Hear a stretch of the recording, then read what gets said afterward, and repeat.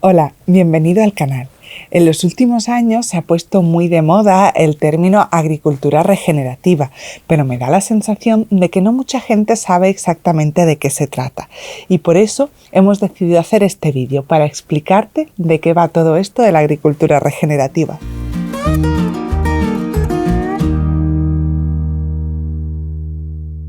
Para entender lo que es la agricultura regenerativa, me gustaría explicarte sobre todo lo que es la historia de la agricultura centrándome en los últimos años. Creo que es la mejor manera de entenderlo. Para empezar, me gustaría fijarme en el término agricultura.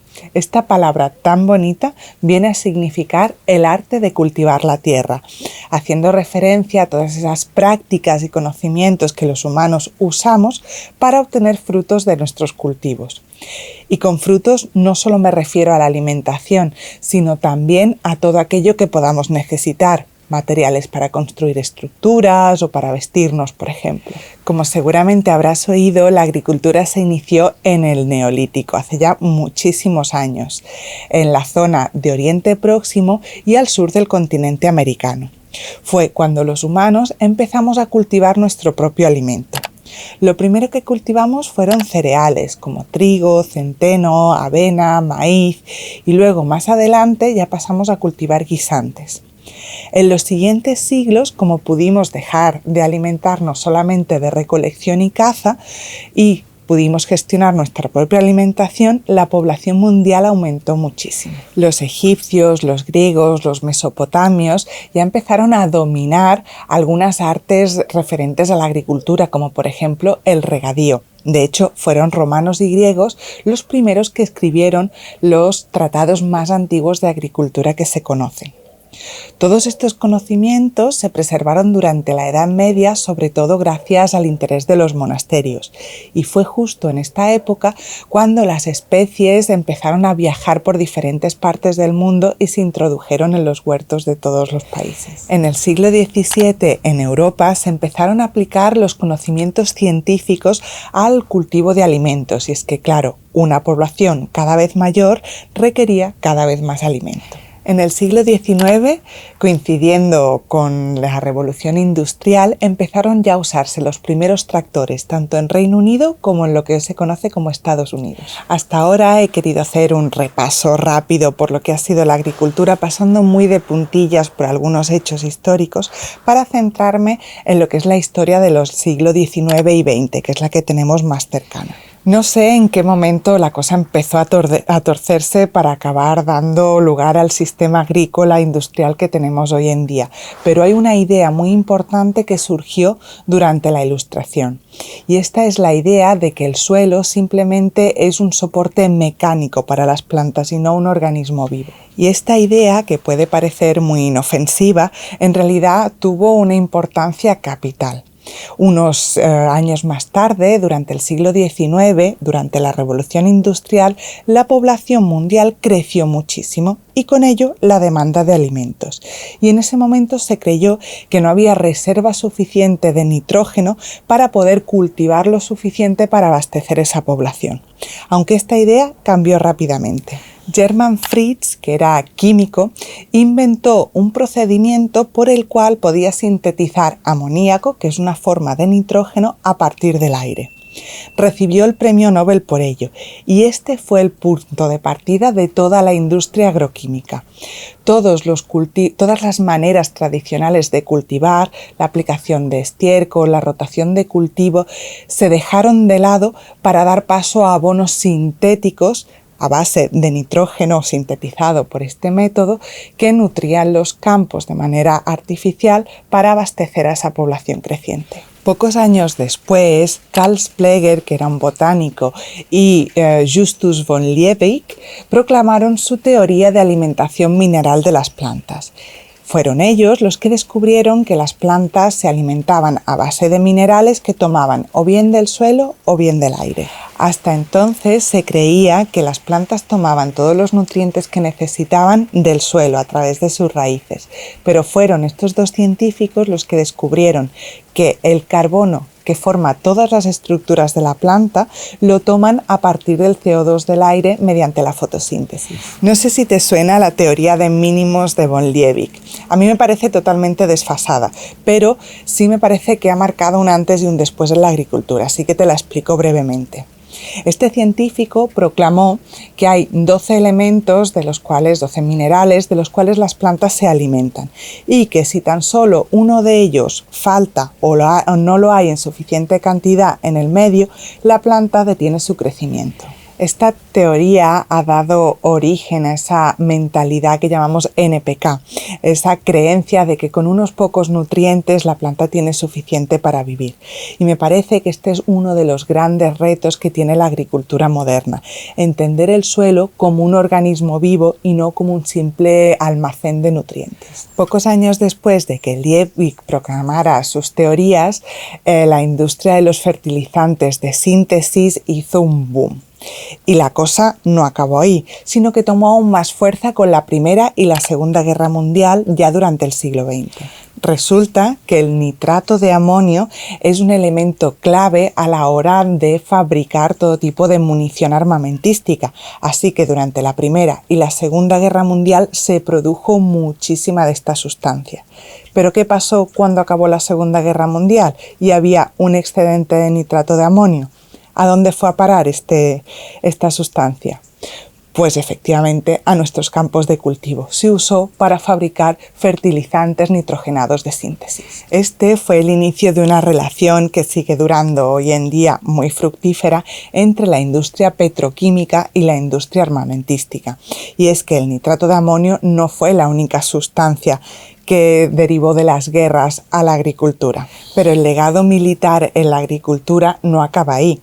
Durante estas guerras se produjeron, por ejemplo, un insecticida muy famoso, el DDT, que se usaba para eliminar pulgas, piojos y mosquitos entre los soldados. O el famoso agente naranja, que se usaba como herbicida en Vietnam, por ejemplo, y cuyo uso y consecuencias son tan terribles que hizo incluso plantearse a la mismísima ONU la ética de usarlos. Afortunadamente hoy en día ya están prohibidos, pero existen un montón de sustancias derivadas de la industria armamentística que siguen usándose en nuestros campos de cultivo como la cosa más habitual del mundo. Cuando un agricultor empieza a usar todos estos productos de síntesis en sus campos, no es capaz de volver a obtener esos mismos resultados sin el uso de estos, con lo cual se hace dependiente. Y así fue como todos estos hechos que sucedieron durante el siglo XX hicieron de la agricultura un negocio muy provechoso. Paralelamente que se desarrollaba toda esta industria de fitosanitarios para darle salida a los excesos de la guerra, hubo una industria que se desarrolló paralelamente que se apropió y patentó semillas. Pero este tema de las patentes de semillas ya lo tratamos en otro vídeo en profundidad. Si te apetece investigarlo, te dejo por aquí el link para que puedas echarle un vistazo al acabar este. Tanto la producción de todo este tipo de productos sintéticos para la agricultura como la patente de las semillas se hizo en nombre de la llamada Revolución Verde. He querido explicarte esta breve historia de la agricultura para que entiendas de dónde surge la agricultura regenerativa. Y es que en los últimos 100 años han surgido en las diferentes partes del mundo unas maneras alternativas de ver la agricultura, seguramente mucho más fieles a las palabras revolución verde que las que propiamente la caracterizan. Estas otras maneras de ver la agricultura las podemos llamar pues agricultura ecológica, biológica, pero muchos creemos que el nombre que mejor se adecua a esta manera de ver la agricultura es agricultura regenerativa. No es que la agricultura regenerativa tenga una definición clara y unos principios claros, es simplemente una manera de entender la agricultura que hace énfasis en el todo y no en las partes. Hace unos días, en un vídeo en el que te hablaba sobre permacultura, te contaba algunos de estos principios altruistas que soportan este tipo de agricultura. Además, se basa en estudios científicos y usa técnicas tradicionales, siempre intentando cuidar del medio y el entorno. Son muchísimas las personas que en los últimos años han plantado cara al sistema y han defendido este tipo de agriculturas. Y me gustaría hacerles un pequeño homenaje citándolas en este vídeo. Obviamente me dejó a muchísima gente por el camino y estoy segura de que te sonarán muchos de ellos. Yo voy a nombrar los que para mí han sido referentes más importantes. El primero al que me gustaría nombrar es Rudolf Steiner, que fue un filósofo austriaco de principios del siglo XX que proponía una manera de contemplar el mundo a través de la experiencia científica. Fue el creador de la antroposofía, de la cual derivan la biodanza, las escuelas Waldorf o la famosa agricultura biodinámica. Este tipo de agricultura tiene muy en cuenta la vitalidad de los alimentos. Propone una manera de ver la vida en el campo muy holística y que no solo tiene en cuenta los elementos del entorno, sino también cosas como los ritmos cósmicos o integra la producción vegetal y animal. Hace muchos años, cuando Alan y yo estudiábamos agricultura biodinámica en uno de los primeros cursos que se organizó aquí en España, esta manera de entender la agricultura nos afectó profundamente y cambió nuestra forma de ver la vida en el campo. No puedo dejar de nombrar a nuestro más sonado referente, que quizás sea Masanobu Fukuoka, que era también un agricultor y monje budista japonés de principios del siglo XX, que desarrolló la idea de agricultura natural, con una mínima intervención simplemente para sembrar y recolectar. Quizá una de las técnicas más famosas de Fukuoka sea el Nendo Dango, esas bombas de semillas que te enseñamos a fabricar en un vídeo que te dejo por aquí. Bill Mollison, David Holmgren son los padres de la permacultura y bueno, con ellos no voy a extenderme mucho porque lo mismo, hace unos días hicimos un vídeo en donde te hablamos a fondo de este tipo de agricultura. Otro de nuestros referentes, Jo Sang-cho, ganadero y agricultor coreano, inventor de la agricultura Yadam.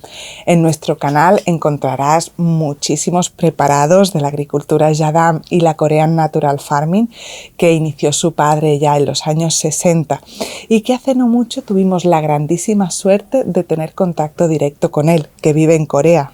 A principios de este verano pasado se puso en contacto con nosotros porque había visto nuestros vídeos sobre los preparados que os explicamos en el canal y quería regalarnos sus libros para que pudiéramos profundizar en estas técnicas. Le estamos profundamente agradecidos y aprovechamos para proponerle una entrevista que encontrarás en nuestro canal. La verdad es que fue una persona encantadora. Nos encantó hablar con él y profundizar en la agricultura Yadam. Y por último, quisiera agradecer a Francesc Font su labor divulgativa sobre este tipo de agricultura, la agricultura regenerativa. Él es agricultor, ganadero, agroasesor y además realiza cursos en su academia sobre agricultura regenerativa. Encontrarás en redes y por internet un montón de información sobre Regen Academy. Este es el lugar donde Francesc Font imparte su formación sobre agricultura regenerativa. Además, queremos agradecerle su libro Enraizados de la Tierra, que ha servido de inspiración para este vídeo. Espero, como siempre, que este vídeo te haya gustado, te haya sido útil. Si es así, agradeceré muchísimo que le des al like y te suscribas al canal y nos vemos en el próximo vídeo.